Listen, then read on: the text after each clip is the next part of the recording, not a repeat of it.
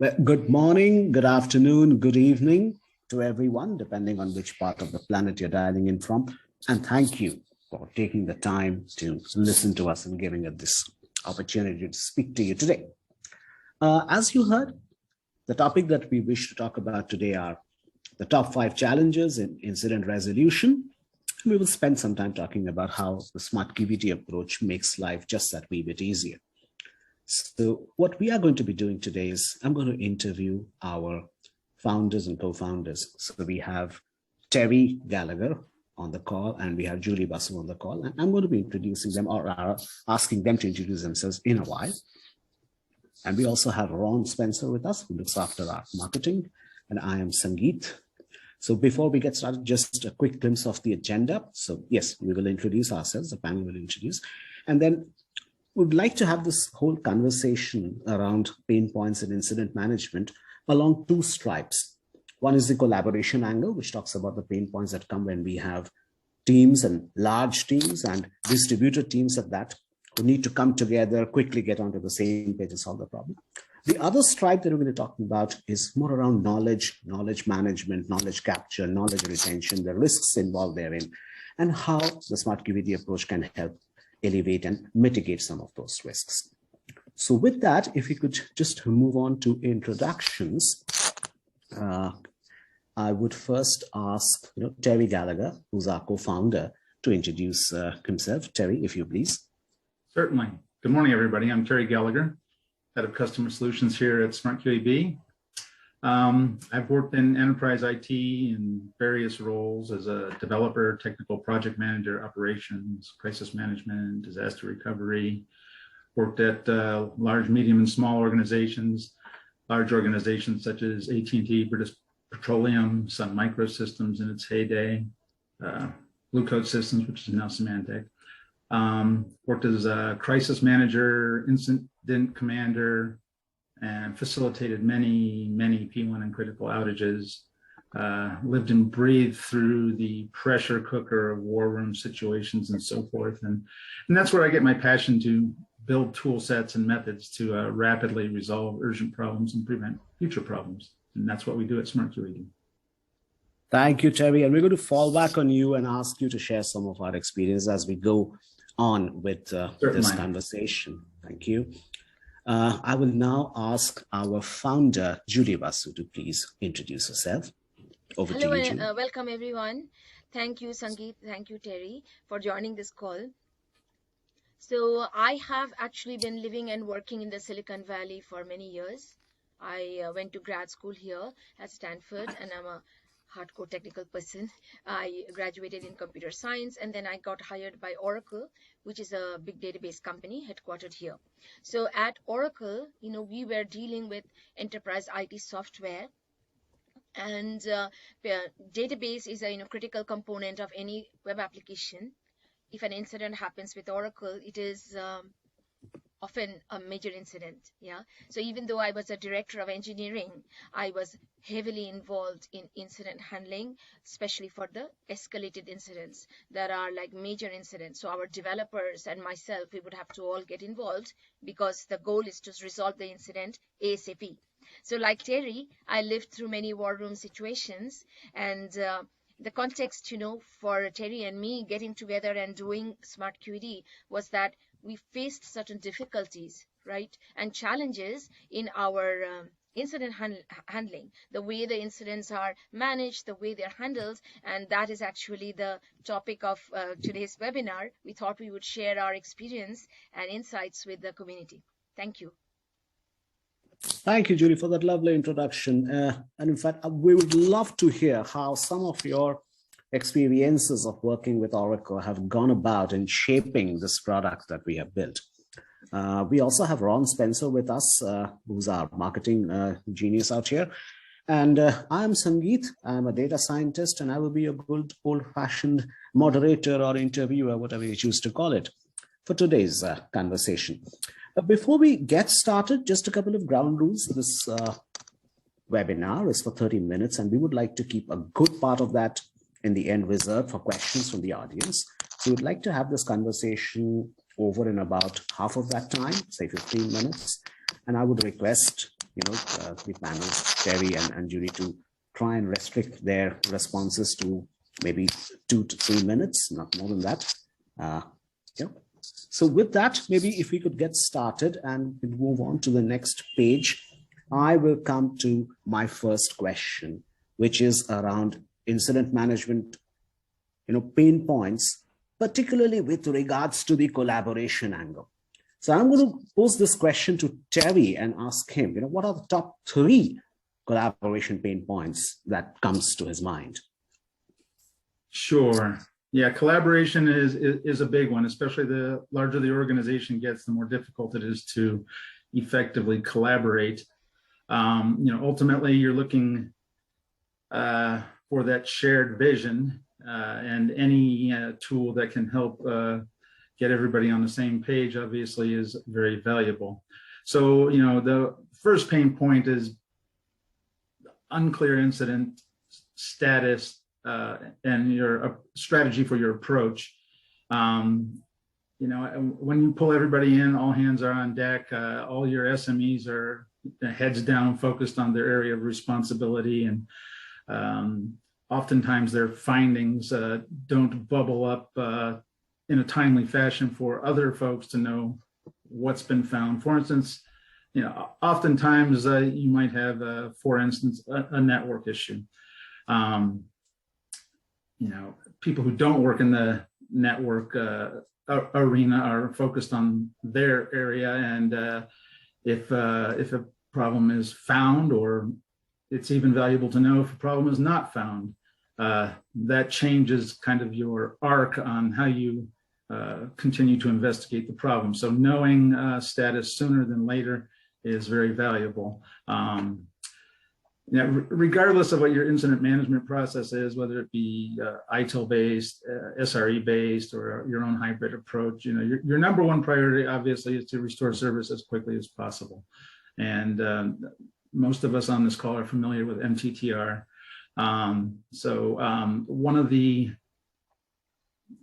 longest and most important areas of MTTR is understanding what your root cause of your problem is ultimately, so that you can apply a solution to it. Our tool allows a visual representation in a red, yellow, green format that's easily understood as the problem progresses. And then ultimately, using our case database, we can see what has been done in similar problems and provide some solutions that work. So that's a big help in reducing your MTTR. The second point is handovers.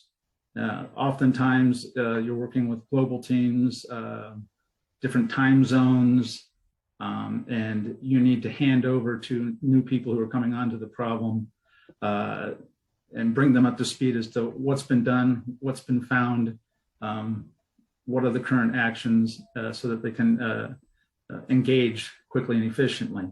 Oftentimes the turnovers are done either verbally, or they're reading text threads and tickets or emails, and that's inefficient. A tool that allows you to sort of compartmentalize your findings and drill down in your areas of interest allows you to sort of ignore all the things that are really not relevant and focus on the things that are relevant. So our tool really helps with that. Managing reporting status during incidents. There's 2 components to this. One is the real-time status reporting. Oftentimes it's text-based again, and requires somebody on some interval, whether it be 15 minutes, 30 minutes, an hour, or whatever, to sort of sum up in a text message what's happening, what's been found, etc. That's just not very efficient. Again, if you can have a real-time, easy to digest image of what's happening, people can just look at it when they need to get an update. Also, once the incident's resolved, You need to put together a major incident report. Some people call it a post-mortem report. Very tedious, very time consuming. Oftentimes the details are not properly recorded, and once service is restored, people go back to their normal daily workload, and many of the details are lost. Thank you, Terry. That was extremely helpful. And we tried to summarize some of that in the page that we see right now. So unclear status and strategy, confusing handover across shifts, especially across shifts, and manual reporting of status. So thank you so much. A quick question for the audience, and I would request everyone to please use the share or rather the chat functionality on Zoom. If you could text out what collaboration points, pain points have you foreseen or have you encountered in your work life? We will be monitoring the chat towards in the second half. If there is anything that we wish to share, we'll definitely hear from you as well. But for the time being, if you could just use the chat and let us know, that would be great. Thank you. So we talked to Terry and we heard from Terry about pain points along the collaboration slide. Now, I'm going to ask Julie to share her experiences about the pain points related to knowledge or knowledge management in her experience. Over to you, Julie. Thank you, Sangeet. So like Terry mentioned, there are a whole lot of collaboration pain points, but there are also knowledge pain points, right? So in order to solve an incident ASAP, basically need to know how to fix it, and that how to is often the sticking point. So for that, you either need experts, there are always new technology, and oftentimes, in the team, there are not enough people who know the system as well as the experts do, right? And these days, as we know, people are often, moving around their roles or even switching jobs. There is this great resignation in progress after the pandemic. So people felt sick, during the pandemic. So overall, I think it's been very tough 2 years for IT operations, right? At the same time, the online usage of applications, etc., just went through the roof because everybody was online. So what happens to the knowledge when an expert, falls sick or is disabled for some reason or decides to leave the company or the team, right? How do you capture the knowledge? This, as a manager, I have faced many times. What happens if my lead admin just, decides to go? So definitely, this is a huge issue for incident management. And then after that, we have, let's assume we somehow managed to retain their knowledge. Today, that way is essentially have them give training sessions or have them write knowledge articles, do video tutorials, etc. But these means of capturing knowledge are not really very efficient. Yeah, because somebody has to listen to a video. Will they remember? Will I remember, that 50 videos I watched at the time an incident actually happens? So there is a whole potential of wasting time during the incident, right? Trying to locate articles or guides, troubleshooting guides, or, how-to documents at the time of the incident. And we have talked to customers and ourselves faced it that we waste a lot of time at the time the incident is happening, trying to locate the current knowledge. Yeah, so this is something we try to address in SmartQED, and we'll talk about that a bit later, that rather than me searching, wouldn't it be nice if somebody, which means the machine, could suggest solutions to me? Given what I'm seeing, can it help me? So that, my knowledge becomes more readily accessible, and I don't have to rack my brains and search and read and search and read, right? And third one, last but not the least, let's say we are, our business is booming and we are expanding our customer support because our customer base is hugely growing. There is still the high cost of training, right? So even if experts don't leave, as you onboard new members, they have to come up to speed, and to train them up often takes weeks, sometimes even months, to make sure that they are able to, be productive members. So those are my thoughts, Sangeet. With that, I'll hand it back to you. Thank you, Judy. That was pretty helpful. And once again, I would float this question to the audience in general. If anyone would like to share their knowledge management or knowledge related pain points, please do once again use the chat functionality on the Zoom call and let us know. We're just pretty close to the end of our discussion before we open the lines to the audience. And before we do that, the last thing that I would really want to ask, and this is for both you, maybe I'll start with you, Julie, and then maybe Terry can also chip in. How does SmartQED help in addressing these pain points that we just talked about? Yeah, that is exactly, the crux of the whole reason why we are building SmartQED, right? Teddy and I both faced the pain points that we talked about. By the way, we talked about 6 pain points, not 5. So there's one extra bonus point. But all of these points are very relevant and even more relevant today, post-pandemic. So when Teddy and I got together, we said, we would like to build a tool that we would have loved to use. So the tool, is built directly on our experience and insight. The first insight was that you cannot really scale by chats or, just Zoom calls. So at the time an incident is happening, it is a very high pressure situation. Collaboration is a pain point. Reporting is a pain point. So for that, we brought in a visual solution. In our view, this is transformative. It's essential. It's absolutely critical step to streamlining and speeding up, accelerating, turbocharging, however you want to think about it, to put everybody on the same page using this picture of the incident. And we call this the incident map or the investigation map. And this is exactly where the whole understanding, of the team, the entire team gets on the same page, right? So you can add causes, you can add basically notes, you can add the symptoms you see, what did you do, your actions, etc., so that the strategy and the status becomes crystal clear to everybody on the team. And even reporting can be generated off this map. Now we mentioned the knowledge reuse aspect of incident resolution, and this is very much in play at the time that you're under high pressure. Where is my knowledge? So we want, like we mentioned, the machine to actively participate in the problem solving process. So given that this is the age of AI and ML, which is artificial intelligence and machine learning, absolutely the machine can do something clever to help suggest solutions rather than me going and searching for it. So this is a very brief overview of what SmartQED can do for you, but essentially we built it to address all the pain points that Terry and I talked about. Each and individual pain point we took and said, what can we do in SmartQED to alleviate this pain point? Right, Terry? Absolutely. Would you like to add something, Terry, to my comments?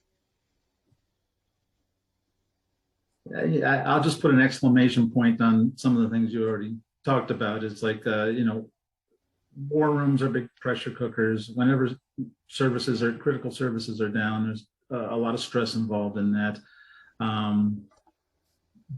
Anything that can help you reduce the amount of time that your services are down and reduce the amount of stress and effort needed to fix an issue and ideally keep it from happening again is of value. And that's sort of the mindset that we used in building this tool.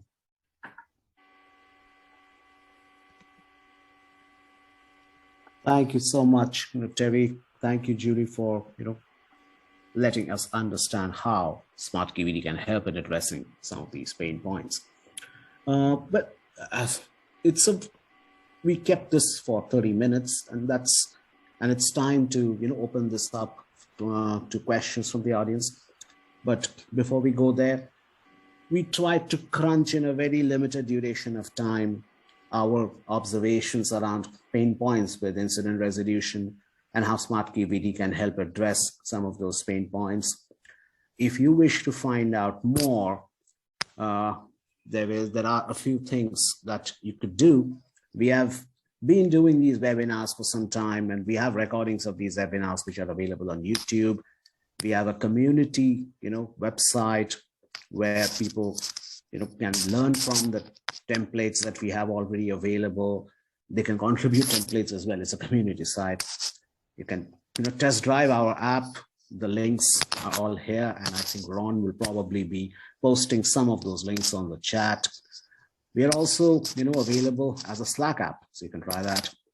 You can, if you want to find out more in detail, in depth, please feel free to give us a shout. We would love to schedule a demo, and that will allow us to give a more detailed overview of what is it that we have built.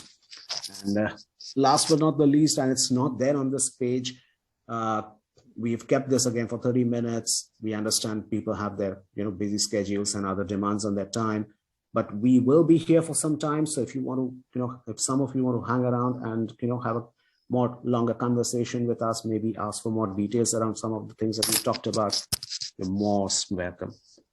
So with that, I'm going to open this up to questions from the audience, and not just questions. If there are things that people want to share about their experiences, please feel free to do that.